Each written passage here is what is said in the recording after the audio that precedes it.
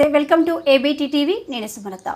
మల్కాజ్గిరి మేడ్చల్ జిల్లా సైనిక్పురిలోని సుమంగళి ఫంక్షన్ హాల్లో మార్చి 30వ తేదీ జరిగిన ఉగాది ఉత్సవం విజయవంతమైంది.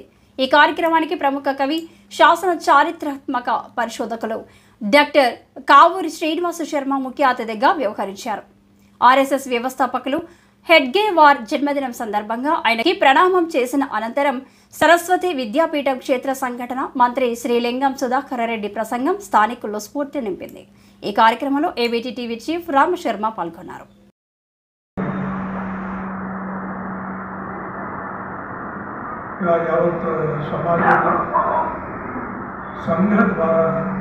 సమాజానికి సంబంధించినటువంటి పండుగలు నిర్వహిస్తాం. అలా నిర్వహించేటువంటి 6 పండుగలలో ఒకటి ఉగాది పర్వతం. ప్రాంతాలుగా శివరాన్ని విన్నాము ఇందాక. మన రాశి ఫలాన్ని అట్లానే ముఖ్య అతిథి గారు కూడా ఉగాది గురించి చెప్పారు.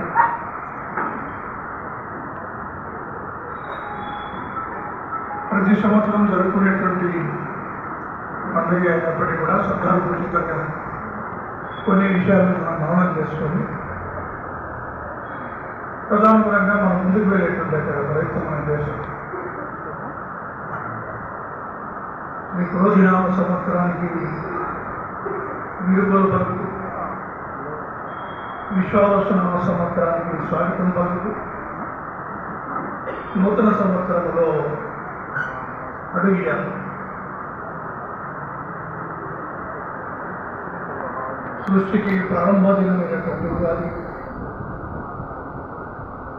10 అవతారాలు మనం చెప్పుకుంటాం. దశావతారాలు అని. ఈ దశావతారాల్లో మొదటిదైనటువంటి మత్స్యావతారాన్ని అంటే బ్రహ్మ ఇవ్వాలని సృష్టి ప్రారంభం చేశారు అని.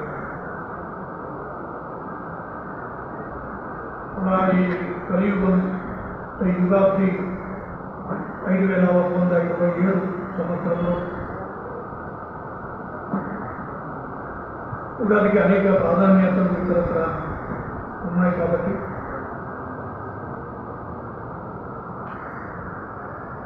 సాక్షాత్తు శ్రీరామచంద్రుడు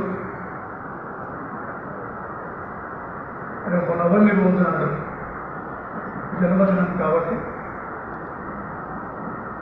దానికంటే ముందున్నటువంటి నవరాత్రులు కూడా ఒక పండుగగా మనం జరుపుకుంటాము.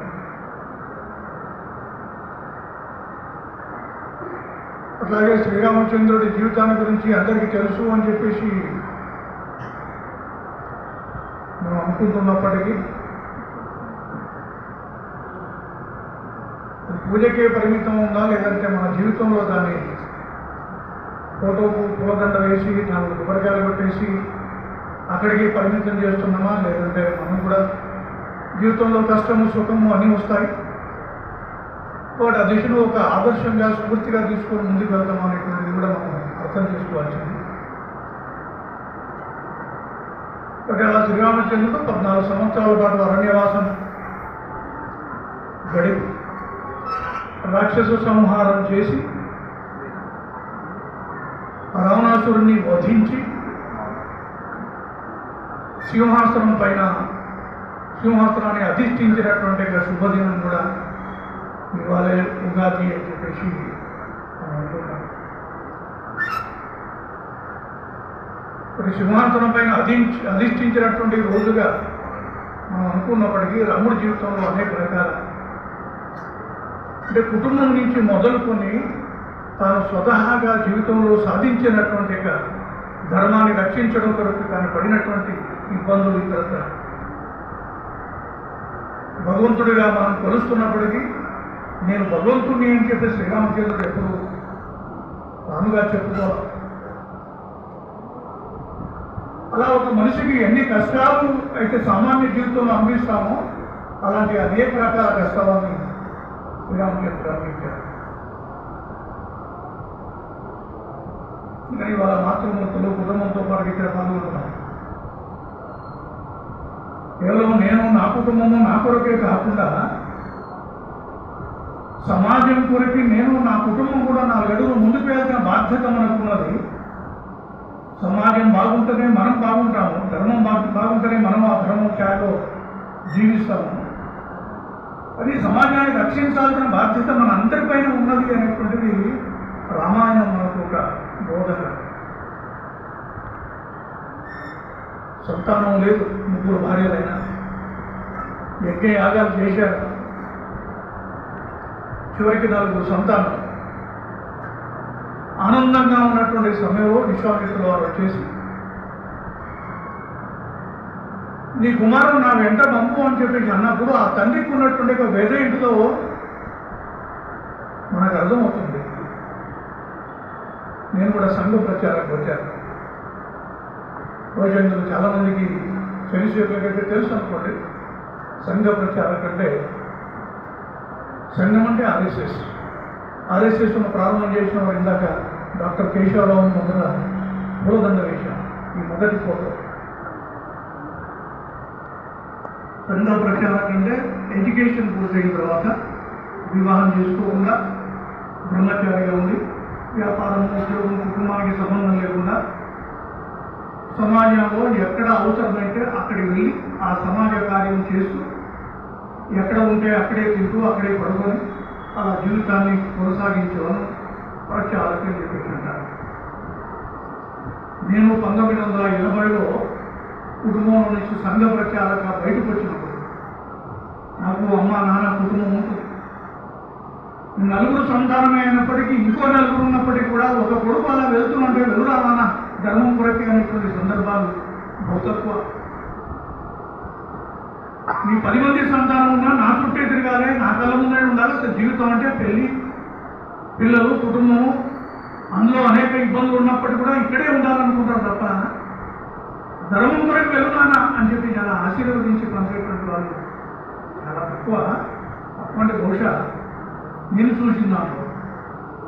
రాముడి జీవితం కూడా అటువంటిదే.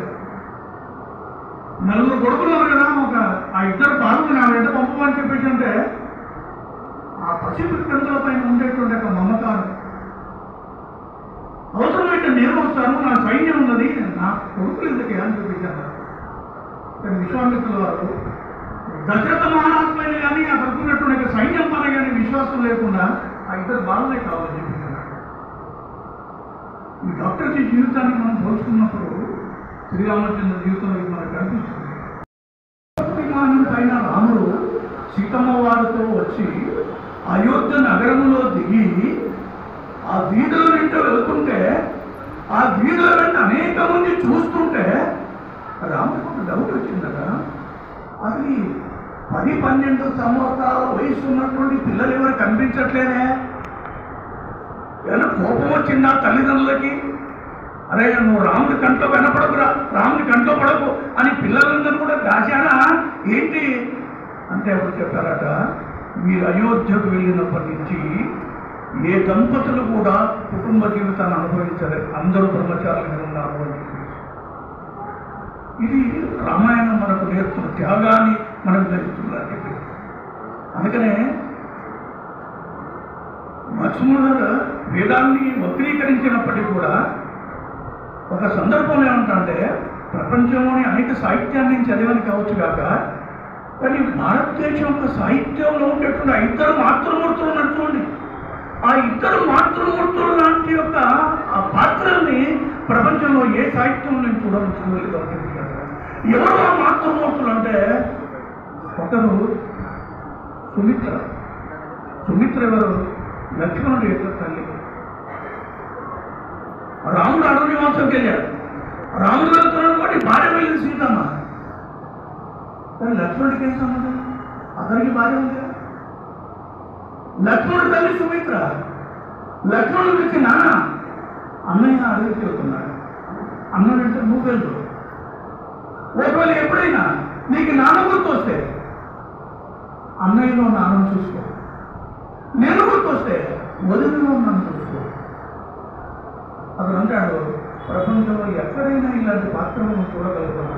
వాడు పోతే నీకేం పోగలవు, నువ్వెందుకు పోతావు, అక్కడ దిగడం మనకి చెప్పింది వాళ్ళ నాన్న నువ్వు వెళ్ళు ధర్మరక్షణ పోయి అన్న వెళ్తున్నారు.